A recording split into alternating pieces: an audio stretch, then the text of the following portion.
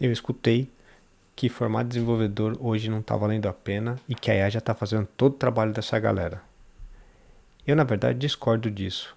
Já formei bastante desenvolvedor e muitos deles hoje já estão em grandes empresas.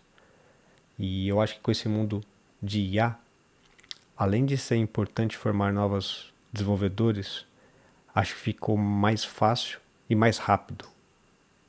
Então fica comigo que hoje, na resenha do Edu, eu vou contar uma história de como eu fazia para formar desenvolvedores e o que eu faria se eu tivesse a oportunidade hoje de formar novos desenvolvedores com a ajuda da IA. Bom, no começo a nossa empresa era pequena, tinha pouco poder de contratar os desenvolvedores plenos, sênior. Então a nossa ideia era querer crescer, mas ao mesmo tempo ter desenvolvedores ali para nos ajudar, porque eu sozinho e os outros sócios não tinha condição de escrever e vender bastante coisa ao mesmo tempo.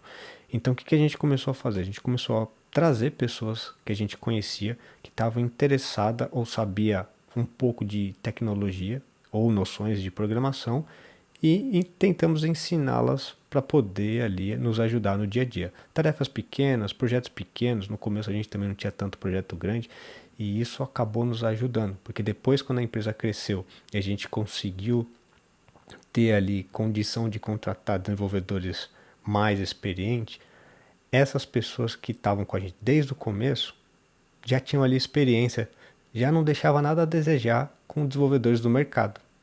E hoje, boa parte delas já estão em grandes empresas. E qual o método que a gente colocou? Depois que eu vi que o primeiro e o segundo desenvolvedor deu certo, começou a produzir sozinho, sem pegar muito na mão, eu comecei a pensar, tá, Edu, o que a gente está fazendo para isso, isso dar certo? Porque muitas vezes a gente também teve casos de que a pessoa não evoluía. Então a gente foi muito teste e erro, sabe? A pessoa até tinha vontade, mas não evoluía. Às vezes a profissão não era para ela. E a gente já chegou a falar isso para uma determinada pessoa. Falou, ó, cara, vai procurar outra coisa, porque infelizmente programação não é para você. Porque não é para todo mundo também. Mas aí, olhando para quem deu certo, a gente começou a pensar, tá bom, o que a gente está fazendo? O primeiro deu certo, era até um primo meu, o Vini, e depois esse primo meu trouxe um amigo nosso, um amigo dele, depois virou amigo nosso. E ele também deu certo. E a gente aplicou as mesmas coisas que a gente fez com esse meu primo, com essa pessoa. E deu certo também. E aí eu pensei, tá bom, o que a gente fez? Bom, primeiro, compramos um curso, falou, cara, você tem que fazer o curso. No começo a gente não tinha tanto poder, era mais a vontade da pessoa. Oh, você quer vir, eu te dou espaço, te dou computador, se você quiser ficar aqui, estuda, que a gente vai ver. Beleza, a pessoa fazia um curso. Quais cursos? Cara, ia na internet, ia no Udemy ou em qualquer outra plataforma de curso, via um curso ali que a grade era de iniciante para intermediário, comprava. Falava, ó, comprei, era o meu investimento. E além do computador e o espaço. Falo, tó. Na época não tinha remoto, né? A pessoa tinha que ir pro escritório. Beleza, senta aí. Então começava ali, muitas das vezes a gente começava por um HTML. Já ia para um JavaScript.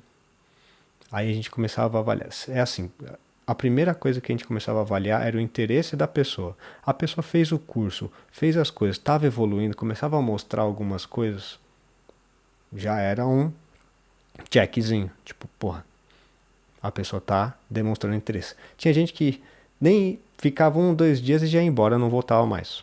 Beleza também. Então já começava por aí, na, na vontade da pessoa. Tá bom, tá indo todo dia, tá ali prestando atenção, tá fazendo, tá evoluindo. A gente começava a ver, né? Começava a ver a evolução da pessoa e se ela tinha o jeito ou não para programação. Tá, beleza, então começava por aí. Depois que ela começa a evoluir, eu começava a dar uns outros cursos para ela, do tipo front-end com back-end ou mais de back-end, a pessoa ali entender o que é um banco de dados, salvar um dado no banco de dados. E também ali com front-end, sabe, fazer um CRUD. Se a pessoa conseguisse fazer um CRUD com validações, nem teste na época eu cobrava tanto. Mas beleza, depois era o adicional.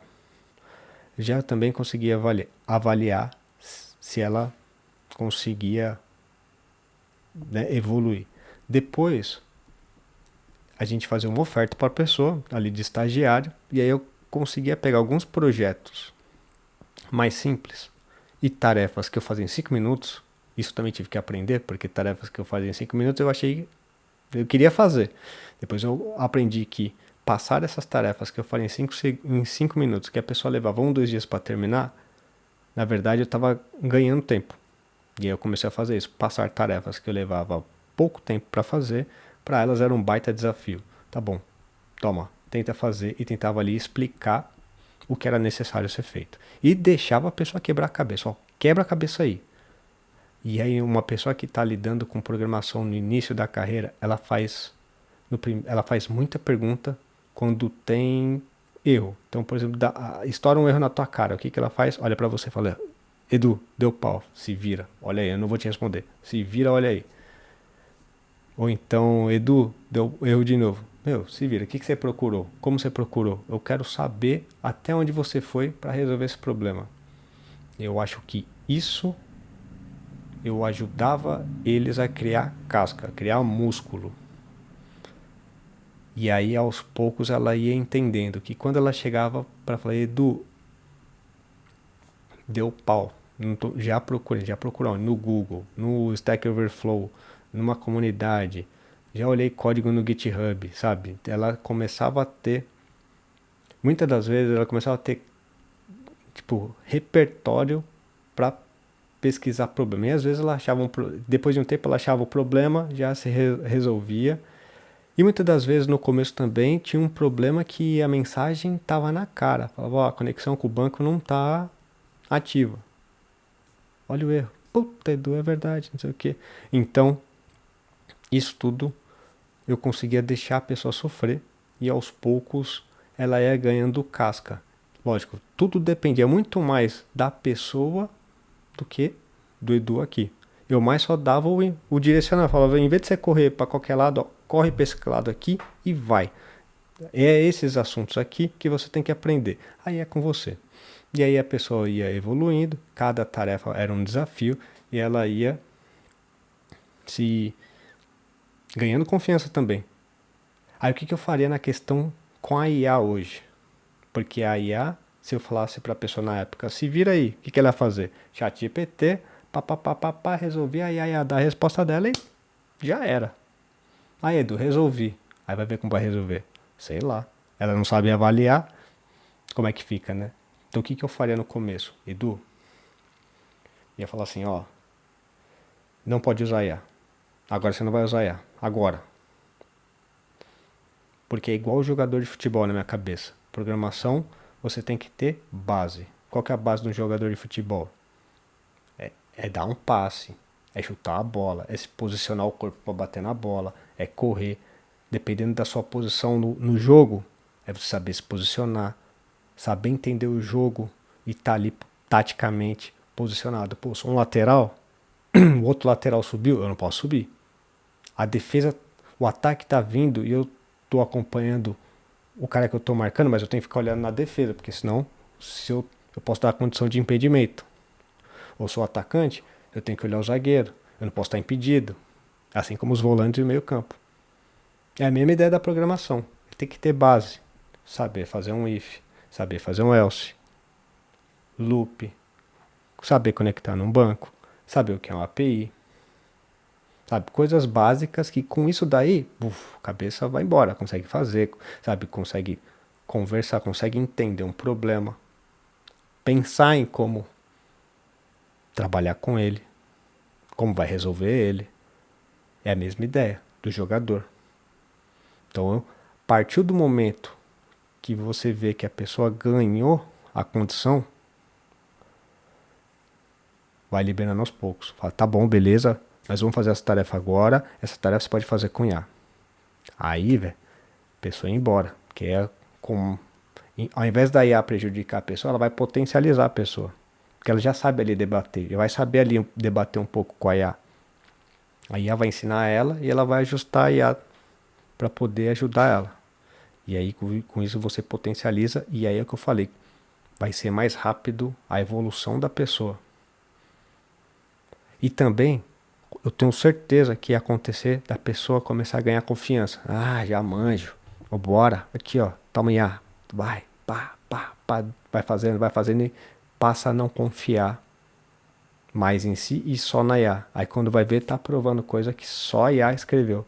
Aí eu ia fazer as revisões, e se eu identificasse que tinha algum erro grotesco, se fosse uma tarefa com, com a prioridade baixa, sem ser crítica, eu ia deixar passar. Ia ver a pessoa quebrar lá em produção. Fala, tá vendo? Você errou aqui, ó. Eu deixei de propósito para você ver que a IA também não é tudo isso, não. Vamos resolver. Então, são essas coisas que eu ia fazer para formar os novos desenvolvedores. E aí, com o tempo, eu ia dando mais responsabilidade, mais tarefas ali com uma criticidade de média alta, cobraria testes, no mínimo de unidade, de integração, se possível, end-to-end ali, para poder mostrar para ele que teste, por mais que seja a IA que faça, é muito importante, é como se fosse um investimento a longo prazo, que você vai ver o resultado lá na frente, quando você precisar que mexer uma parte que já está coberta de teste, você está seguro.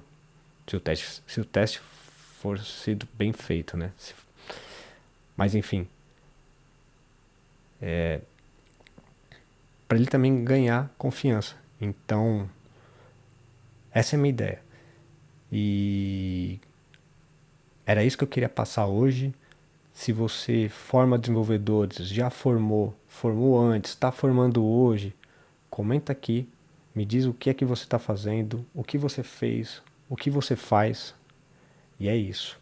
Obrigado, deixa o joinha, se inscreve, que mais de 80% das pessoas que vê o vídeo não se inscreve aqui. Então nós já somos aí mais de 23, já estamos enchendo o estádio.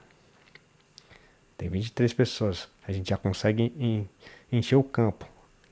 Dá para jogar, já tem reserva. Vamos encher o estádio. E é isso, é nóis. Valeu. Fui.